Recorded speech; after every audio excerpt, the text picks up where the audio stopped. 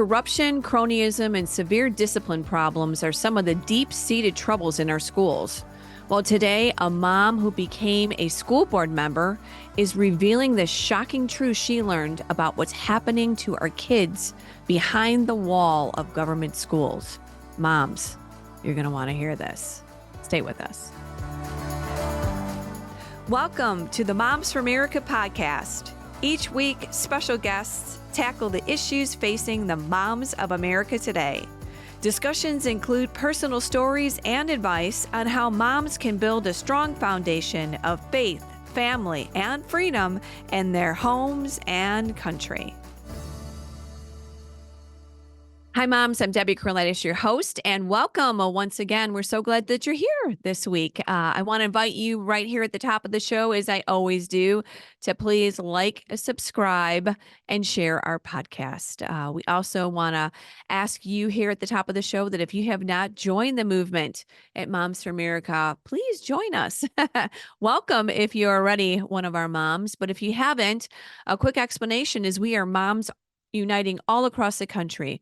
We are fighting for faith, family, freedom, and the Constitution. How do you join? Well, you just go to our website, momsforamerica.us. You can fill out a form if you need any help, have any particular questions about current issues. Also, just sign up for our newsletter, and then you're a part of our team. All across the country, moms are uniting. So we're so glad to have you in this movement. It's very, very powerful. So come on, join us, moms. All righty. Also, if you have a topic for our podcast or just a comment or any information, would you please send me an email at podcast@momsforamerica.net. I would love to hear from you. All righty. On to today's program. Well, Victoria Manning got involved in education because she personally experienced the academic decline in her own children's school. She would eventually be elected to serve on her school board, and boy, did she learn a lot.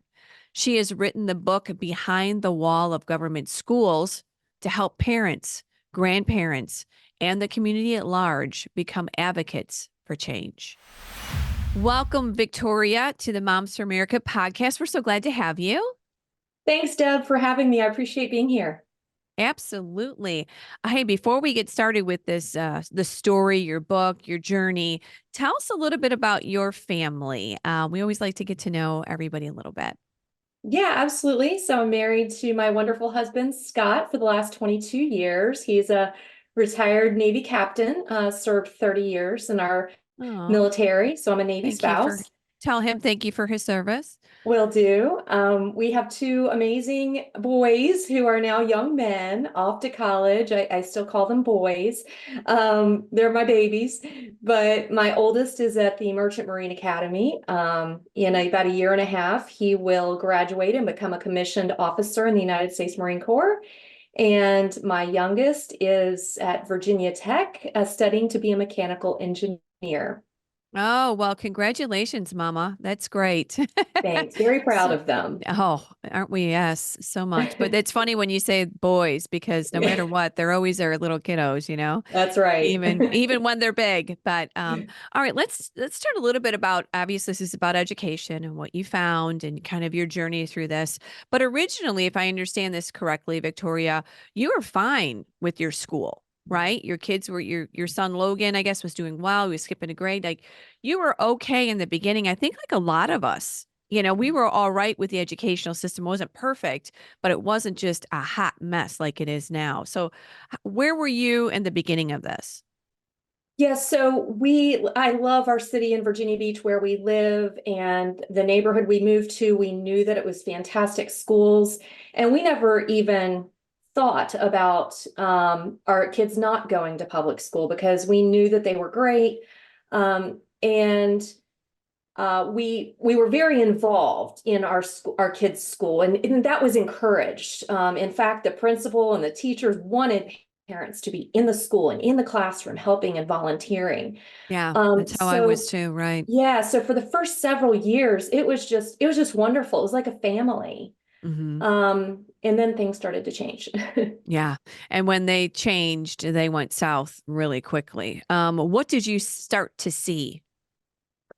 So it was around, I think it was around the time my kids were it was later elementary school.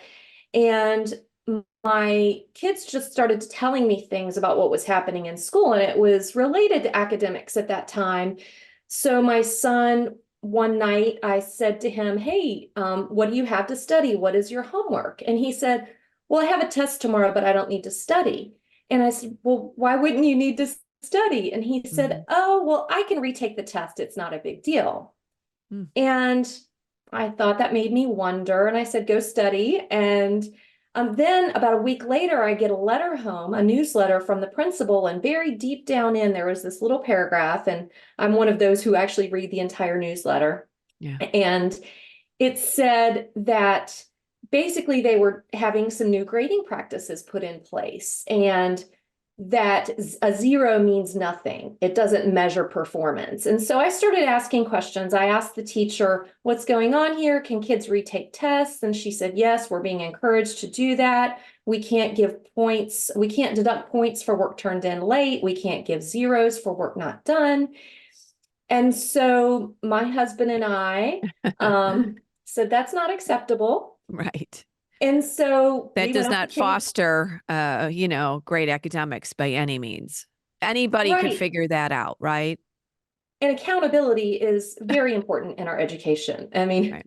obviously, being from a military family, things like that matter to us. Yeah, they were messing with the wrong family here. And that's great because it's a high level of it's a high goal that you're setting, and it shouldn't be something that is unusual. It should be what we're all striving for. What was there a name for this? I saw something about fair and equitable grading practices. Was that Yes, this? yes. So it became known as fair and equitable grading practices. And this was back in 2015, 2016 timeframe. And it was the first time I had ever heard the term equitable. And we know where Mhm. that has gone. Right. Right. It is now the new buzzword is the new I guess it's the new norm. So you brought this to their attention. Where did you go with this? So after talking with the teacher, I went up the chain of command, met with the principal. She confirmed it was happening.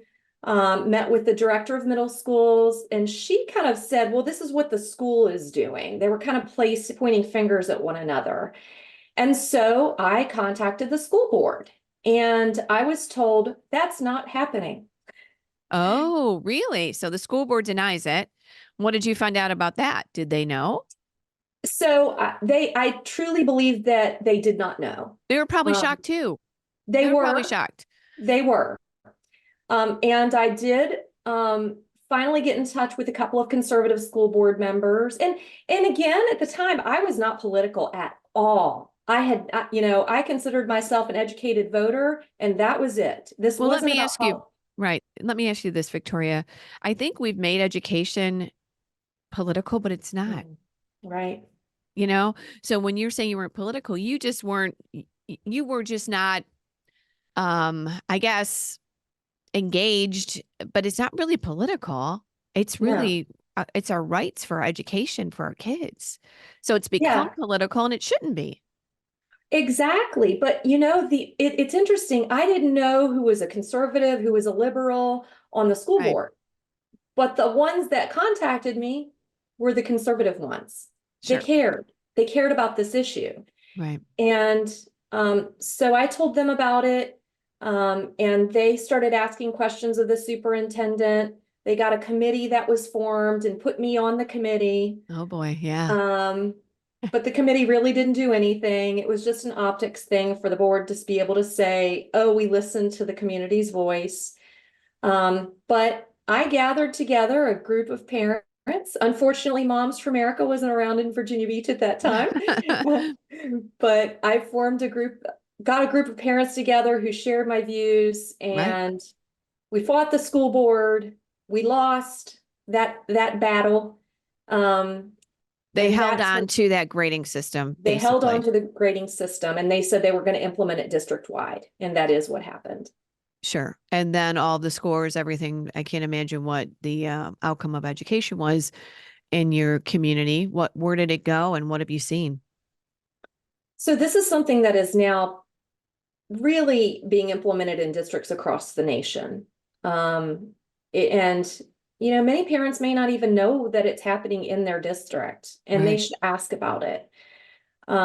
It's, one of the biggest concerns for teachers with these practices is that they're being required to accept late work all the way up until the end of the grading period. And so what happens the last week of school? Teachers are inundated with work and they can't keep up, and they're pressured. It's not right. It's not right at all. And it's No, not fair to the kids either. Kids are no, learning that deadlines don't matter. Um, exactly. and Exactly. ultimately, I saw that this was going to create some negative practices in my own kids, and we pulled them out Yeah. of public school um, for a couple of years, and we homeschooled. Okay. So But you took him out, but then um you still ran for school board, right? So here's right. So you expose it, you ask for a clarification, you ask for change. They say no, you take your kids out, but then you didn't let it sit there. You actually ran for the school board. You really got your hands in the yeah, mix. I was encouraged to run for the school board because I'd really gotten a lot of name recognition. I'd been in the media and in the newspaper, and Yeah. a lot of people knew who I was and what I was Hmm. about. So I decided to run for office after prayerful consideration. Good I for was you, Mama. fortunate that yeah, I was fortunate that I had my church family behind me praying, and I needed my husband to be behind me, and I wasn't sure how he felt about it. And one night I said, we need to make a decision. I've got to file for election, Right. and the deadline's coming up, and I honestly thought he was going to be my out. I thought he was going to say no. And he said, Vicky, I think you need to do this. Mm, And I was like, there oh, you darn. right. Now I've got a Now hubby's I'm behind me. The stuck. community's behind me. I'm getting asked to run. I mean, this is awesome. So what happened? So I ran. At the time, there were two seats open at large, and I ran for one of those seats. An incumbent was in the other position, and there were a total of five of us running for two seats. And I won. I even beat the incumbent. Look at She got that. the second. She got second place, and so I'm now in my second term. I've won two elections. I'm in my eighth and final year on the school board. Congratulations. Isn't that amazing? What if we keep running down these roads that God opens, the paths that He puts in front of us, you just never know what you can do and the change that you can make. So thank you, Mama, Yeah, for stepping up. Um, absolutely. and so this has really catapulted your journey. We're going to talk about the book in a couple of minutes here too, but I'd like to talk a little bit about the state of education. The National Education Association says that standard traditional grading system is racist. They even suggest allowing students to self-report grades. What is happening with these standards? Because this is the National Education Association. This is beyond your school or my school. Yeah. So, in my opinion, the teachers' unions, the National Education Association, the Superintendents Association, the School Boards Association, ultimately they care about what they look like, in my opinion, Mhm. not necessarily whether students are achieving, but what those numbers look like.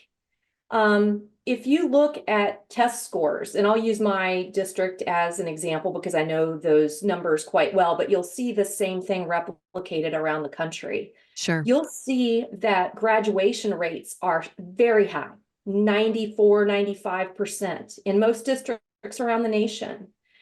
But if you look at actual standardized testing scores, SAT scores, the NAEP testing that they do, you'll find that students are 30% of students are proficient at reading. Only 30% of students are proficient at reading, yet you've got 95% graduation rates. Yeah. That tells me that children There's are a just being problem. pushed through. Right. Um, and that's what we're seeing. And Yeah. the only answer I have for that is that the people in charge just care about what they look like. Yeah. Not about the children's education, not about Right. correcting, not about Well, they implement so many crazy things into the schoolroom. I remember talking to a teacher just recently. She said, I hardly have any time to actually teach academics because I have to teach all of these other, issues or gender or LGBTQ or this or that. And she goes, every time they push all this into the classroom, I have to take away from my academics. So obviously, the culture of the classroom is changing to indoctrination or subjects that do not need to be taught in school, and they're taking away the important, like you said, the reading, the writing, the arithmetics. Absolutely. Social emotional learning has become the Right. new buzzword and what teachers are being told to focus on. And our teachers aren't trained to be counselors. They're trained to Exactly. teach academics, and it's not fair to the teachers or the kids. Right.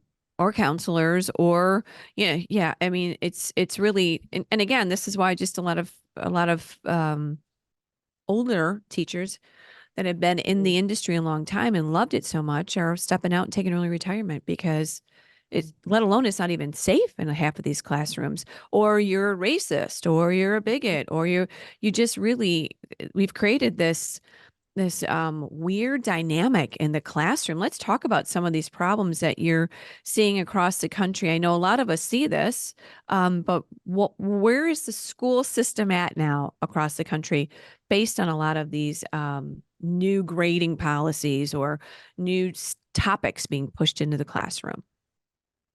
Well, so COVID was horrible. The shutdowns was horrible. Right. What it did to our kids was horrible. And I fought those school shutdowns like crazy.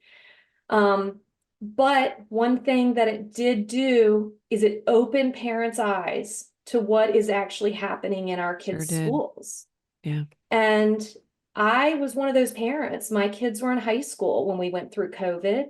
And, my kids tell me what's going on in the classroom. Mm-hmm. And I remember my son was in an AP history course, and he told me about a quiz that he had and how he had gotten a couple of the questions wrong and he didn't believe that they were wrong. And so I looked at them, and one of the questions was, when did slavery begin? And the teacher was using a USA Today article on the 1619 Project as her Mm-hmm. facts. And my son had a brilliant answer. He said, well, a lot of people would like you to believe that slavery began in 1619. However, it's been around for centuries. And he gave the explanation, and she marked it wrong. And so we removed him from that class immediately. Mm-hmm.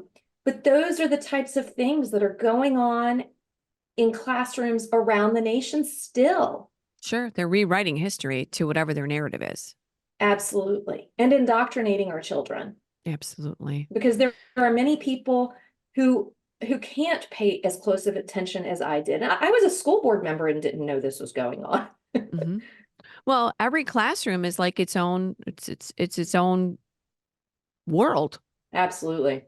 so keeping track of this, is not easy. And then unless the students tell their parents, unless parents are involved, it's quite an investigation. But yeah, we took my youngest out of high school too with COVID. That was just a very easy move to private education because boy, it exposed a lot.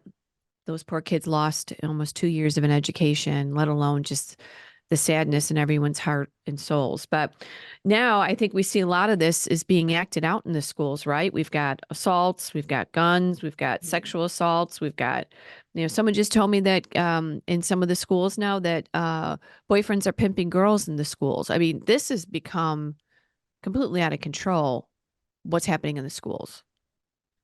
Well, I agree, but what people don't realize is it was out of control before COVID. Um, I mean, I was screaming from the rooftops about discipline problems even before COVID hit. Yeah. I think it's been exacerbated since COVID, but and I think part of the reason it's exacerbated is because children are behind academically. Mm. And when kids are frustrated, if they can't read and they're frustrated, they're going to act out. And I see that all the time. So I do believe that kids being pulled out of school for 2 years has really impacted their learning and in turn has impacted their behavior. Sure, it has. And what about this culture of racism in the schools too? Just back to that that National Education Association saying that the standard traditional grading system is racist, or there's another term out of your book. I'm going to hack this thing up. Ratiolinguistically something there. I mean, what is this? What is this Uh, all about? so I think it was actually during COVID, I had a teacher friend who told me about some professional development training that she was required to attend. It was virtual. Okay. And in this course that she had to attend with other teachers, they were being told that they were privileged, that they had white privilege, and that they were simply racist just because of who they were born, how they were born, and to Right. whom they were born to. Right. And my friend was just mortified, Mm-hmm. and other teachers that had to deal with that were mortified as well. And when I brought that up to the superintendent, he tried to cover it up and say, "Oh, that didn't happen." Well, I had the video. Ah, So fortunately I had the video and he couldn't just cover it up. In right. another school, teachers were being required to do a book study on the Racial Healing Handbook. And I think that that's where that term ratio linguistics came from. And even in that book, they were talking about adultism, how you are perpetrating adultism if you don't allow minor children, to make their own choices. And that we're seeing that more and more of that today, Sure. actually. Yeah. You know, children should be able to make their own decisions of whether or not they're a boy or a girl, things like that. Right, exactly. Have, life altering operations and decisions that no child should ever make. And puberty blockers, thank God the United Kingdom has now outlawed that. But, really the insanity of saying to a child that you're monitoring for homework or what they eat, now just make all key decisions and that helps you produce adulthood. No, what helps produce adulthood is what you were just saying prior: meeting deadlines and goals and educating and serving and learning. Those are the things that help people not mature as an adult, not making childhood decisions that could alter your whole life. Absolutely. And we would assume that if a teacher is getting professional development, that it's for the purpose of giving that information to the students. Right. And we need to be focusing on teaching children how to read and do math and learn science and learn appropriate history, rather than indoctrinating them on these radical ideas. How bad would you tell our moms that um, the standards have gone? Because basically, really, what we're coming to the fact is that testing is subjective, right? Handing in work is extended. Grades are being manipulated. So it's as bad as we think it is, correct? Yeah, grades are being inflated, very much so. And I have great concern about that because Yeah. kids are not prepared for college. I have some friends who are college professors, and they're seeing more and more children who are having to take remedial courses when they enroll in college. Hmm. Um, and it's Yeah. unfortunate because parents, like I said, parents don't even know. You know, when they get a grade home that says that their son or daughter has an A in science, they're not going to question that. You know, Right. historically, they haven't needed to. Right.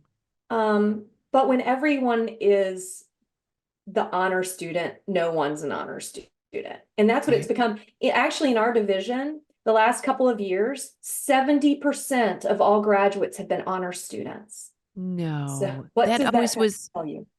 and that's crazy because it was always a coveted spot.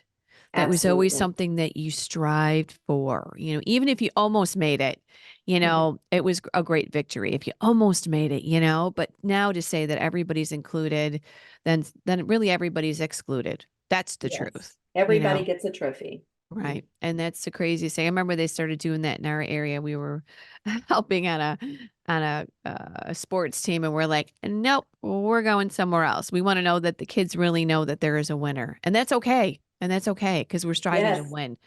And what about CRT, DEI, all this? I don't really think that the teachers are on board with this. I really don't. They're really not, but They unfortunately, say, so many teachers just try to fly under the radar and I know, get by until retirement because a lot of them can't speak up. They feel like they can't speak up. I And know. but we can make a difference. We really can. I mean, it has taken me almost 8 years, but we have almost turned over our school board. I We got love rid of our this. superintendent. We have a new superintendent now. I love it. So I just want to encourage everybody, you can make a difference. It might be in God's time and not your time. I never knew it was going to Right. take me 8 years to start seeing results. Yeah. But I am, and Yeah. we are making a difference by screaming from the rooftops about what's going on in our kids' school. I am seeing a change Yeah. We are in, too. Right. yeah, I mean, parents are demanding, I don't want my kids to be taught this Yeah. garbage. Yeah. Moms Teach them all math and Yeah. I'm just agreeing with you because moms all across the country, we help train moms if they want to run for school board. We help them become school board ambassadors where they go and speak up at the school regarding all this information. And we do see it. And when I was just mentioning that about teachers, we have a lot of teachers now that are just speaking up and saying no and asking for accountability or moving to different districts that are holding, much better lines of accountability and education. So what you did was wonderful. You saw the problem, you brought it to their attention, you ran for school board, and now you're flipping that school board over and you are seeing a difference. 8 years, I mean, that's a great feat. So yeah. congratulations to everybody out there in Virginia Beach. Thank you. Yeah, and that's the thing. It wasn't me that did it. I have Right. had an incredible support network of For people sure. who I would get mail from people I didn't even know, handwritten letters saying, I want to encourage you Yay. and I'm praying for you. And they would send me a Yes. Bible verse. And it was Aw. just, those are the types of times when I felt that God was boosting me up, saying, you got to keep going, because they came at times when I was down in the dumps and wanted to give up. Yeah. Well, not only did you do all this over the past 8 years, you wrote a book. Tell us real quickly about that book, because I know this is another great resource for our moms. Yeah, Behind the Wall of Government Schools. I wrote it. It is about all of my experiences from becoming a concerned mom, seeing what was going on till now. I also talk a little bit about my background and how I grew up. I grew up in a hardworking rural area on a small farm to parents who weren't educated, but they taught us a lot of great things about life. And so how that impacted who I am today and the decisions that I make.